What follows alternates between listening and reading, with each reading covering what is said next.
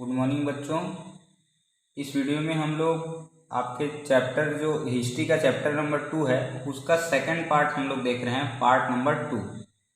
तो पार्ट 1 में हम लोगों ने क्या क्या देखा था उसको जल्दी से एक बार रिवाइज कर लेते हैं, उसके बाद हम लोग पार्ट 2 में आएंगे। तो हिस्ट्री का जो सेकंड चैप्टर है आपका कि ब्रिटिशर्स ने कैसे इंडिया पर क्या किया, रूल इस्टेब्लिश किया, इंडिया में कैसे इतने सालों तक रूल किया।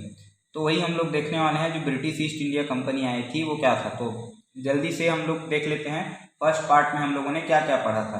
तो सबसे पहले हम लोगों ने देखा था कि 1498 में पहला जो यूरोप से जो आया था वो कौन था, Vasco D gamma. Vasco D gamma सबसे पहले कहाँ पर आया था, कालीकट कोस्ट पे आया था। केरल का जो कालीकट कोस्ट है वहाँ पर आया था। ये कहाँ का था, तो ये पोर्तुगल का था, है ना। फिर ये क्या किया, मसाले वगैरह क्या क्या लेके गया था, स्पाइसेस लेके गया था, मेनली सिल्क का क्लॉथ्स वगैरह लेकर गया था। ये सब लेकर यूरोप में गया, यूरोप में बेचा, वहाँ उसको बहुत ज़्यादा फायदा हुआ। फिर उसको देखकर और भी लोग आए, जैसे कि डच पीपल आए। डच किसको बोलते थे, जो हॉलैंड में रहते थे उसको बोलते थे, है ना। फिर इसके बाद में कौन आए, तो ब्रिटिशर्स आए। फिर उसके बाद में कौन आए, फ्रेंच आए। तो ये मेनली जो 4 पावर्स हैं ये आए थे, और डेनमार्क से और भी यूरोपियन कंट्रीज आए थे, लेकिन मेनली हम लोगों को इसी के बारे में पढ़ना है। फिर उसके बाद क्या हुआ, तो ब्रिटिशर्स ने क्या किया था, जो पोर्तुगीज थे इनको तो कहाँ पर सेटल कर दिया था, गोवा में सेटल हो गए थे, और डच को इनको हराकर भगा दिया गया था। तो मेनली ब्रिटिशर्स के सामने कौन बचे थे, फ्रेंच, जो इनके राइवल थे, है ना, जो इससे जो टक्कर लेने वाले थे वो फ्रेंच ही बचे थे। आगे चलकर इन ब्रिटिश और फ्रेंच में भी आपस में लड़ाई झगड़ा हो गया था, है ना, फाइटिंग हो गया था।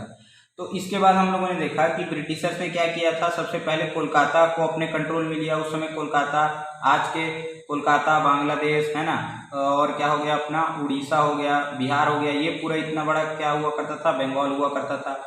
तो उस समय बंगाल में कौन था राजा, नवाब कौन था उस समय, सिराजुद्दौला के बारे में बताए थे।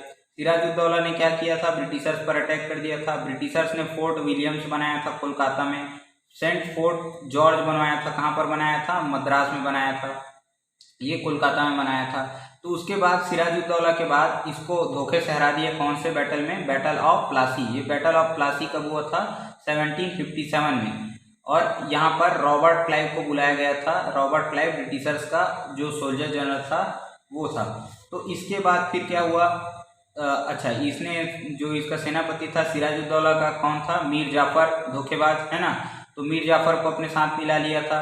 फिर मीर जाफर बेवकूफ़ आदमी था, पूरा धन वन लुटा दिया था, इसलिए इसके जो दामाद थे, क्या नाम था उसका, मीर कासिम, इसको राजा बनाया गया। लेकिन मीर कासिम स्ट्रिक्ट निकला, तो फिर ब्रिटिशर्स ने इसको हटाकर फिर किसको बनाया, मीर जाफर को बना दिया। मीर कासिम अवध के नवाब किसको मिलकर ले गया, शुजा-उद-दौला, है ना, फूला हुआ शुजा-उद-दौला, इसको मिलने चला गया। और एक और किसको लिया, शाह आलम सेकंड को, है ना, शाह आलम सेकंड, मीर कासिम और शुजा-उद-दौला, ये तीनों मिलकर क्या लड़े, बैटल ऑफ बक्सर। कब हुआ था, 1764 में। फिर भी ये तीनों मिलकर हार गए। इसके बाद में फिर ब्रिटिशर्स ने क्या लगा दिया, ड्यूल रूल लगा दिया। ड्यूल रूल क्या था, यानी कि 2 लोग मिलकर क्या करेंगे, रूल करेंगे। तो यहाँ पर जो एडमिनिस्ट्रेशन है, एडमिनिस्ट्रेशन मतलब प्रशासन, ये तो कौन संभालता, शाह आलम सेकंड, मतलब किंग देखता, जो भी प्रशासन कार्य है, काम वाम, जनता का सेवा करना, जनता का देखभाल करना, वो राजा करता। लेकिन टैक्स कौन वसूलता, तो टैक्स वसूलता कौन था, ब्रिटिशर्स। टैक्स ब्रिटिशर्स के पास में जाता था। मतलब काम कौन करेगा, राजा करेगा, लेकिन उसका जो मेवा मिठाई कौन खाएगा, ब्रिटिशर्स खाएंगे, इस टाइप का सीन था। तो ये हम लोगों ने फर्स्ट चैप्टर में देख लिया था। इसके बाद में फिर ब्रिटिश ईस्ट इंडिया कंपनी आई, है ना। East India company mainly trading के लिए आए थे। इन लोग क्या लेते थे, तो बताया आप लोगों को, स्पाइसेस वगैरह लेते थे। अच्छा, मसाले में क्या क्या होता है, जैसे आप लोग देखते होंगे चिकन डिनर जो करते हैं वो तो जानते होंगे कि चिकन में या जो पुलाव होता है उसमें बहुत सारे मसाले डलते हैं, जैसे कार्डमम हो गया, इलायची हो गया, लौंग हो गया, है ना, तेज पत्ता हो गया। इसी सब को हम लोग क्या बोलते हैं, स्पाइसेस, मसाले बोलते हैं। तो फिर इसके बाद क्या हुआ, ब्रिटिशर्स ने धीरे धीरे बंगाल पे कब्जा कर लिया। अब इसके बाद हम लोग देखने वाले हैं मैसूर के बारे में। मैसूर आज का जो कर्नाटका है, कर्नाटका आप लोग सुने होंगे, केजीएफ पिक्चर सब लोगों ने देखा होगा, कर्नाटका, है ना। कर्नाटका का ही पुराना नाम क्या था, मैसूर। वैसे ही जैसे कि जो मुंबई है उसको पहले क्या बोलते थे, बॉम्बे बोलते थे, है ना। और जो आज का जो चेन्नई है उसको पहले क्या बोलते थे, तो उसको मद्रास बोलते थे। वैसे ही मैसूर किसको बोलते थे, तो कर्नाटक को बोलते थे, है ना। तो धीरे से फिर ब्रिटिशर्स ने क्या किया, यहाँ पर मैसूर को अपने कैप्चर कर लिया। फिर मराठा जो एम्पायर था, महाराष्ट्र वगैरह, गुजरात वगैरह, इसको कैप्चर किया। फिर जो पंजाब है, पंजाब का जो सिंध और पंजाब के जो राजा थे उनको हरा दिया। ऐसे हम लोग देखेंगे कि धीरे धीरे क्या किया, ब्रिटिशर्स ने लगभग पूरे इंडिया में क्या कर लिया, अपना कब्जा जमा लिया। तो अब हम लोग ये सेकेंड जो पार्ट है वो स्टार्ट करते हैं। तो यहाँ पर क्या हुआ, ब्रिटिशर्स ने क्या किया, यहाँ पर बंगाल से किसको कैप्चर करना चाहा, मैसूर को। मैसूर आज का जो कर्नाटक है, केजीएफ पिक्चर आप लोगों ने देखा होगा, कोलार गोल्ड फील्ड, ये भी कर्नाटक में ही शूट हुआ है ना। और चंदन, यहाँ पर जो कर्नाटक में मैसूर जो है चंदन के लिए बहुत फेमस है। तो उस समय वहाँ पर किंग कौन था, हैदर अली, है ना। मैसूर का जो किंग था उसका नाम था हैदर अली।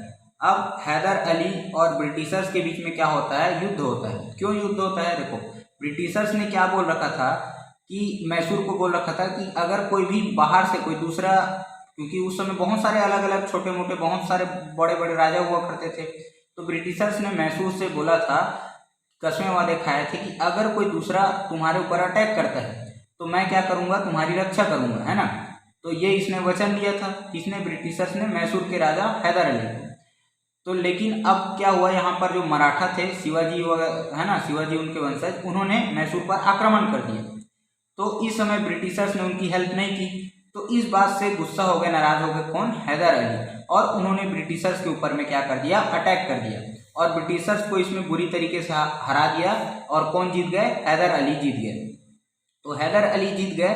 तो यही जो ब्रिटिशर्स को क्या बोला जाता है, अंग्रेज, है ना। तो अंग्रेजों और जो मैसूर था इनके बीच में जो युद्ध हुआ, जो वार हुआ, उसी को क्या बोला गया, एंग्लो मैसूर वार। तो एंग्लो मतलब अंग्रेज और मैसूर मतलब जो हैदर अली या मैसूर जो स्टेट थे उस राजा के बीच में जो युद्ध हुआ उसको क्या बोला गया, एंग्लो मैसूर वार बोला गया। तो ये 4 एंग्लो मैसूर वार कुल टोटल हुआ, है ना। उसके बाद हम लोग देखेंगे कि कौन कौन सा कब लड़ा गया था। तो फर्स्ट एंग्लो मैसूर वार किसके किसके बीच में हुआ, ब्रिटिशर्स और हैदर अली। हैदर अली कौन था, तो मैसूर का राजा था। अब जब ये क्या हो गया, ब्रिटिशर्स हार गए, हैदर अली जीत गया, तो इनके बीच में क्या हुआ, ट्रीटी हुआ। ट्रीटी मतलब आप लोग को पहले ही बताए हैं, संधि या समझौता। समझौता मतलब इसमें क्या बोला गया, ब्रिटिशर्स को बोला गया कि पूरे हार मतलब जो भी हमारा युद्ध में नुकसान हुआ है, घोड़ा मरा है, आदमी मरे हैं, उसके सब के जिम्मेदार तुम हो और तुम हमको क्या करोगे, इसका भरपाई दोगे, पैसा दोगे। तो ट्रीटी ऑफ मद्रास हुआ, मद्रास में बैठकर संधि समझौता किया गया, इसलिए इसको क्या बोला गया, ट्रीटी ऑफ मद्रास बोला गया। कब हुआ था ये, 1769 में हुआ था। ईयर याद नहीं रखोगे तो भी चलेगा, लेकिन ये याद रखना है, फर्स्ट एंग्लो मैसूर वार कब खत्म हुआ, तो ट्रीटी ऑफ मद्रास के साथ में ये खत्म हो गया।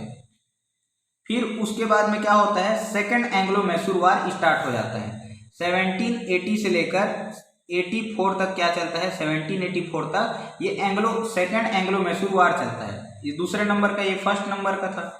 अब यहाँ पर क्या हो गया, ये किसके बीच में होता है, ब्रिटिशर्स और हैदर अली के बीच में होता है। अब ब्रिटिशर्स अपने हार का बदला लेना चाहते थे, तो इसीलिए ब्रिटिशर्स ने 10-11 साल इंतजार किया, और फिर हैदर अली जब कमजोर दिखाई पड़ा तो हैदर अली के ऊपर में क्या कर दिया, अटैक कर दिया, और हैदर अली को मार दिया गया। हैदर अली का क्या हो जाता है, डेथ हो जाता है इस सेकंड एंग्लो मैसूर वार में।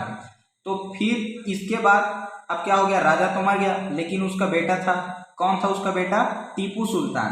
तो टीपू सुल्तान जो कि हैदर अली का बेटा था, वो क्या होता है, नया राजा बनता है, और सेकंड एंग्लो मैसूर वार खत्म होता है। तो इसके साथ क्या होता है, एक और समझौता होता है, जिसको क्या बोला गया, ट्रीटी ऑफ मैंगलोर। मतलब बेंगलोर नहीं है, मैंगलोर है। तो मैंगलोर जैसे एक जगह है ना कर्नाटक में, वैसे ही मैंगलोर एक दूसरा जगह है, ये बैंगलोर नहीं है। तो ट्रीटी ऑफ मैंगलोर हुआ कब, सेकंड एंग्लो मैसूर वार के बाद में। ठीक है, क्या होता है इसमें, ब्रिटिशर्स जीत जाते हैं, हैदर अली को मार दिया जाता है, हैदर अली का बेटा टीपू सुल्तान नया राजा बना दिया जाता है। अब जो ये टीपू सुल्तान था, ये क्या बोलता था, ये बहुत ही ज़्यादा ब्रेव था, साहसी था, बहुत सारे इसको लैंग्वेज आते थे, है ना, और ये अंग्रेजों से बिल्कुल नहीं डरता था। तो टीपू सुल्तान क्या था, अपने आप को एक शेर की तरह मानता था, है ना। मतलब ये बोलते थे कि 100 दिन, है ना, चूहे की तरह या बिल्ली की तरह जीने से अच्छा है कि एक दिन शेर की तरह जीकर, है ना, एक दिन शेर की तरह जियो और उसके बाद भले मर जाओ, है ना। तो ये टीपू सुल्तान बहुत ही ब्रेव था, है ना, और बहुत काबिल राजा था, जो कि हैदर अली का बेटा था। तो अच्छा, अभी बताया आप लोगों को कि जो ब्रिटिशर्स थे, है ना, इन्होंने क्या किया था, पोर्तुगीज को तो हरा दिया था। ये गोवा में सेटल हो गए थे, एक जगह अपना चुपचाप बस गए थे, बाकी जगह पर ब्रिटिशर्स राज कर रहे थे। डच को भी ब्रिटिशर्स ने मार के इंडिया से भगा दिया था। तो अब इसके सामने कौन बचे थे, फ्रेंच। तो जो टीपू सुल्तान था, उन्होंने क्या कर लिया था, जो फ्रेंच की आर्मी थी उससे अच्छी खासी दोस्ती हो रखी थी। तो फ्रेंच को ये सपोर्ट करता था टीपू सुल्तान, और टीपू सुल्तान, जो फ्रेंच वाले थे वो भी टीपू सुल्तान को सपोर्ट करते थे, जो फ्रेंच आर्मी थी वो। तो इसी के कारण ब्रिटिशर्स और टीपू सुल्तान में नहीं बनी, और ब्रिटिशर्स ने इसके पिताजी को मार दिया था, इसके फादर हैदर अली को। तो यहाँ पर क्या हो गया, थर्ड एंग्लो मैसूर वार हुआ। 1790 से लेकर 92 तक ये चला था, थर्ड एंग्लो मैसूर वार। इसमें कौन जीत जाता है, तो इसमें भी ब्रिटिशर्स ही जीत जाते हैं, टीपू सुल्तान हार जाता है। टीपू सुल्तान क्यों हारता है, क्योंकि इसके जो सेनापति थे और भी कुछ लोग जो कि इसके साथ मिल गए थे, ब्रिटिशर्स के साथ में मिल गए थे, है ना। देखिए, एक चीज आप लोगों को समझना पड़ेगा, ब्रिटिशर्स ने हमको क्या किया, डिवाइड एंड रूल, ये चीज अपनाया। डिवाइड एंड रूल मतलब दो अगर राजा हैं, ये दो दोस्त हैं, तो इनको आपस में लड़ा दो, इनको आपस में लड़ा दो। अब ये क्या हो गया, आपस में ही लड़ गए तो हमारे दुश्मन खत्म, और ब्रिटिशर्स यहाँ पर क्या बन जाते थे, राजा बन जाते थे। इसी को डिवाइड एंड रूल या फूट डालो राज करो की नीति, इसको हम लोग बोलते हैं। तो ब्रिटिशर्स ने ऐसी हर जगह हिंदू मुस्लिम को लड़ाया, आगे चलकर हम लोग देखेंगे, एक दूसरे को आपस में लड़ाते गए और अपना वहां पर रूल करते गए। तो इसके बाद क्या हुआ, टीपू सुल्तान हार गया। तो टीपू सुल्तान हार गया तो इसको क्या बोला गया कि अपना आधा राज्य और 3 करोड़ रुपए ब्रिटिशर्स को देने होंगे। तो ब्रिटिशर्स को ये हार गया था, तो इसकी शर्त थी, हार गया तो इसको मानना पड़ा। और ये कब हुआ था, ट्रीटी ऑफ श्रीरंगपट्टनम में। अब ये ट्रीटी ऑफ श्रीरंगपट्टनम बहुत ज्यादा इंपॉर्टेंट है। श्रीरंगपट्टनम करके एक जगह है, श्रीरंगपट्टनम, यहाँ पर क्या हुआ था, बैठकर अंग्रेजों और इसके बीच में समझौता हुआ था टीपू सुल्तान कि टीपू सुल्तान हार गया है तो उसको अपनी आधी जायदाद और 3 करोड़ रुपए ब्रिटिशर्स को देने होंगे, ऐसे करके। फिर इसके बाद में क्या होता है, 1799 में क्या होता है, ब्रिटिशर्स फिर से टीपू सुल्तान के ऊपर अटैक कर देते हैं और टीपू सुल्तान यहाँ पर क्या हो जाता है, मारा जाता है, डेथ हो जाता है। अब ब्रिटिशर्स ने टीपू सुल्तान के ऊपर फिर क्यों अटैक कर दिया, जब उसने आधा राज्य दे दिया था। तो ब्रिटिशर्स एक चीज लेकर आए थे जिसको क्या बोला गया, सब्सिडरी ट्रीटी बोला गया। सब्सिडरी ट्रीटी ये क्या था, हिंदी में इसको बोलते हैं सहायक संधि। अब ये एक अंग्रेज थे जो गवर्नर जनरल थे, है ना, अंग्रेज एक गवर्नर जनरल थे, उनका नाम था वेलेज़ली। तो वेलेज़ली, ये नाम आप लोगों को याद रखना है, वेलेज़ली। तो वेलेज़ली कौन थे, गवर्नर जनरल थे। इन्होंने ही क्या किया था, सब्सिडरी ट्रीटी या सहायक संधि स्टार्ट किया था। अब सहायक संधि हिंदी से आप लोग थोड़ा समझ सकते हो, सहायता के लिए कुछ ऐसा समझौता हुआ था। क्या था ये सब्सिडरी ट्रीटी या सब्सिडरी अलायंस, हम लोग यहाँ पर देखते हैं। तो ब्रिटिशर्स, इसमें क्या बोला गया कि जो राजा है उसको ब्रिटिश सोल्जर या ब्रिटिश आर्मी रखना पड़ेगा अपने साथ में। ये ब्रिटिश आर्मी क्या करता, राजा खुद की अपनी आर्मी नहीं रखती। देखो, ये राजा का महल हो गया, तो इसमें राजा के बहुत सारे सैनिक रहते हैं। तो ब्रिटिशर्स ने क्या बोला, आप अपने सैनिक हटा दो, हमारे सैनिक, अंग्रेज जो सैनिक है, ब्रिटिश जो सोल्जर है, वो आपकी रक्षा करेंगे। तो ये इसका पहला कंडीशन था कि ब्रिटिश आर्मी क्या करती, जो भी राजा था उसको सहायता प्रदान करती। फिर क्या बोला गया कि जो ब्रिटिश का एक रिप्रेजेंटेटिव है, मतलब कि एक आदमी, ब्रिटिशर्स का एक आदमी राजा के दरबार में रहेगा, कोर्ट में, क्या करने के लिए रहेगा, तो उसको सलाह मशवरा देने के लिए रहेगा। राजा कोई भी काम जो है, कोई भी डिसीजन इस आदमी से पूछे बिना या ब्रिटिशर्स के परमिशन के बिना नहीं लेगा। तो ये क्या था, सब्सिडरी अलायंस था, सहायक संधि इसको बोलते हैं। और क्या था, जो भी टैक्स था, मतलब टैक्स जो है वो ब्रिटिशर्स को देना होता था। राजा जो भी टैक्स कलेक्शन करता उसका कुछ परसेंटेज हर साल ब्रिटिशर्स को देना होता था। तो यही क्या था, सहायता के बदले में उनको पैसा देना पड़ेगा। तो वही चीज क्या लेकर आए थे, वेलेज़ली। और वेलेज़ली ने यही चीज किसको बोला, टीपू सुल्तान को बोला कि हम आपके साथ भी ऐसा करेंगे। टीपू सुल्तान ने मानने से इनकार कर दिया कि मैं ब्रिटिशर सैनिक नहीं रखूंगा, है ना। और इसी के कारण लड़ाई हो गई, फोर्थ एंग्लो मैसूर वार, और इसके कारण क्या हो गया, टीपू सुल्तान मारा गया।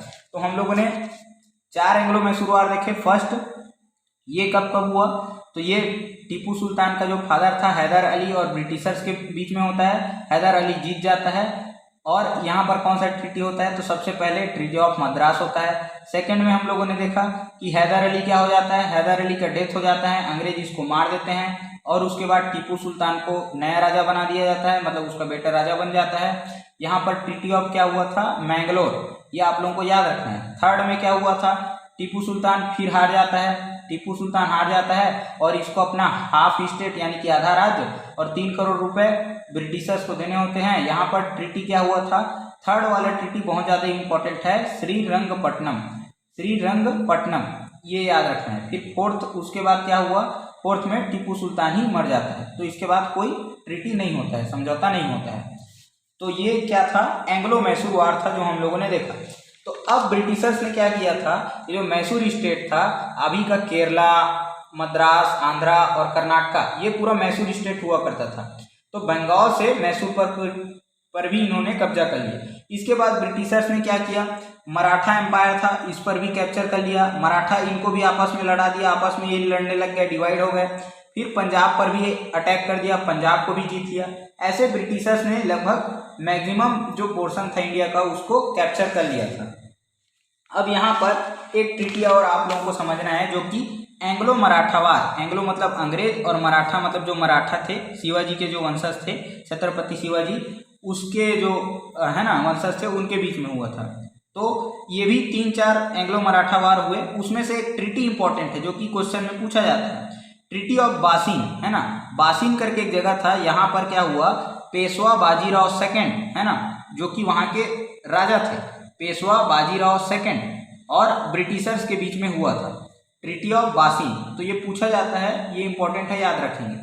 ट्रीटी ऑफ बासिन किसके किसके बीच में हुआ था, पेशवा बाजीराव सेकंड और ब्रिटिशर्स के बीच में हुआ था, एंग्लो मराठा वार के टाइम में।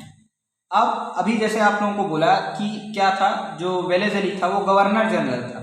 तो गवर्नर जनरल कौन था और कौन कौन गवर्नर जनरल हुए, इसको आप लोगों को समझना पड़ेगा, है ना। तो इम्पोर्टेंट नाम जो आएगा उसको ध्यान रखना है। जैसे हम लोग अभी क्या क्या देखते हैं, जैसे कलेक्टर का नाम सुनते हैं हम लोग, कलेक्टर हो गया, फिर सीएम सुनते हैं, फिर पीएम सुनते हैं, फिर प्रेसिडेंट सुनते हैं, मतलब चीफ मिनिस्टर, प्राइम मिनिस्टर, फिर प्रेसिडेंट, हिंदी में बोलेंगे तो मुख्यमंत्री, प्रधानमंत्री और राष्ट्रपति, ये सब अभी के टाइम में होते हैं। तो पहले ये सब हेड नहीं हुआ करते थे, ये सब पोस्ट नहीं था। जब ब्रिटिशर्स थे तो उस समय गवर्नर का, ये गवर्नर जनरल का पोस्ट था। तो क्या हुआ, सबसे जो पहले जो बंगाल जब बना था तो वहाँ पर शासन करने के लिए अंग्रेज ने क्या किया था, एक नेता वहाँ पर चुन दिया था, मतलब एक लीडर जो वहाँ का रूल करता, वहाँ का हेड रहता, उसी को गवर्नर बोला गया। तो सबसे पहला गवर्नर बंगाल का किसको बनाया गया था, क्लाइव को बनाया गया था, रॉबर्ट क्लाइव, वही जो बैटल ऑफ प्लासी जीता था, सिराजुद्दौला को हराया था। फिर उसके बाद में गवर्नर जनरल, है ना, 1773 में क्या हुआ, इस गवर्नर जनरल का नाम, गवर्नर को गवर्नर जनरल बना दिया गया, उसको थोड़ा सा और इज्जत दे दिया गया, गवर्नर जनरल कर दिया गया। तो बंगाल का फर्स्ट गवर्नर जनरल कौन था, वॉरेन हेस्टिंग्स। ये क्वेश्चन इंपॉर्टेंट है, ये पूछा जाता है। तो फर्स्ट गवर्नर जनरल कहाँ का, बंगाल का कौन था, वॉरेन हेस्टिंग्स था। फिर उसके बाद में first governor general of India. अब देखो, अभी बताया था आप लोगों को, पहले तो बंगाल में ब्रिटिशर्स का रूल था, फिर धीरे धीरे पूरे इंडिया में रूल हो गया।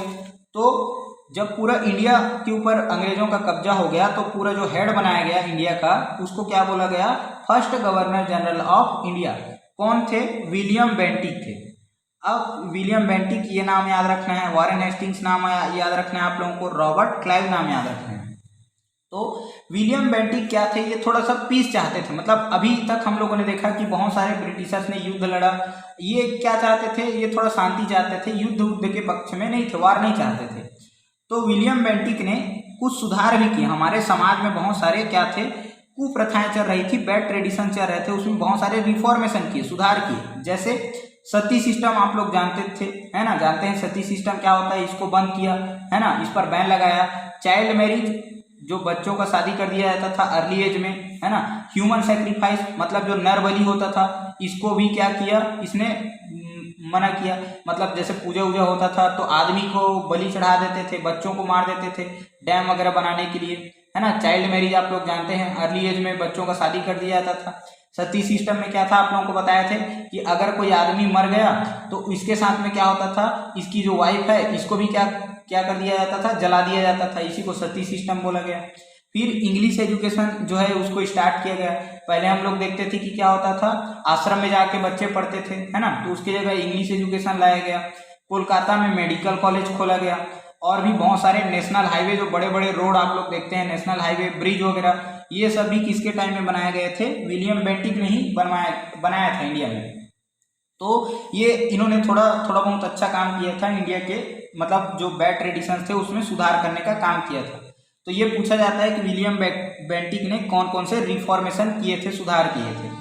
अब इसके बाद हम लोग देखते हैं डलहौजी के बारे में। डलहौजी भी क्या था, ये गवर्नर जनरल था, है ना, आगे चलकर ये गवर्नर जनरल बनता है। तो डलहौजी ने क्या किया था, 1856 में ये एक पॉलिसी लेकर आता है जिसको हम लोग बोलते हैं annexation policy, Dalhousie annexation policy. इसी को हम लोग डॉक्ट्रिन ऑफ लैप्स भी बोलते हैं, हड़प की नीति। अब हड़प की नीति मतलब हड़पना, मतलब किसी चीज को एनेक्स करना, छीनना, ये आप लोग थोड़ा सा समझ रहे होंगे। तो इसने क्या किया था, अब अभी भी जो बचे खुचे कुछ जो राज्य थे उसको हड़पने के लिए, उसको कैप्चर करने के लिए, है ना, यहाँ पर इसने क्या किया था, एक कुछ नियम बनाया था। अब वो नियम क्या क्या था, तो 3 इसमें क्या थे, नियम थे, उसको आप लोग ध्यान रखेंगे।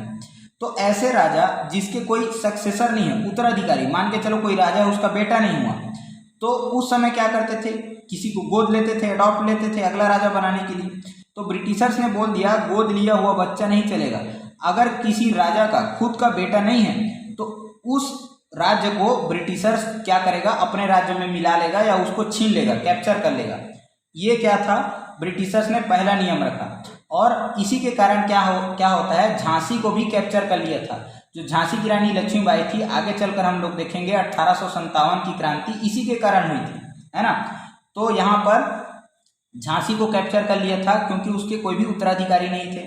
फिर दूसरा क्या बोला गया कि ऐसे स्टेट जहाँ पर पुअर गवर्नेंस है, मतलब जहाँ का राजा जो है ढंग से वहाँ पर शासन नहीं कर पा रहा है, अच्छे से प्रशासन नहीं चला पा रहा है, प्रजा की देखभाल नहीं कर पा रहा है ना, तो उसको भी हम लोग हड़प लेंगे, कैप्चर कर लेंगे। तो अवध को भी ऐसे हड़प लिया गया। अवध में उस समय एक रानी का रूल था, है ना, ये नेक्स्ट चैप्टर में पढ़ेंगे, बेगम हजरत महल करके, है ना, हजरत महल, इसके भी हस्बैंड का डेथ हो जाता है तो हजरत महल से क्या कर लिया जाता है, अवध को छीन लिया जाता है।